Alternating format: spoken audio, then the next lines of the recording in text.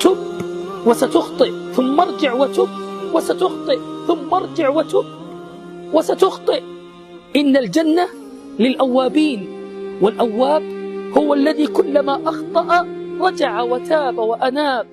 يا من عدا ثم اعتدى ثم اقترف ثم انتهى ثم ارعوى ثم انصرف، أبشر بقول الله في تنزيله: إن ينتهوا يغفر لهم ما قد سلف.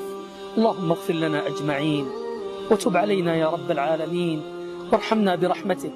اللهم من يرى هذا المقطع ومن ساهم فيه ومن أعان على نشره، اللهم فاغفر له ذنوبه كبيرها وصغيرها، جلها ودقها، عظيمها ودقيقها يا رب العالمين.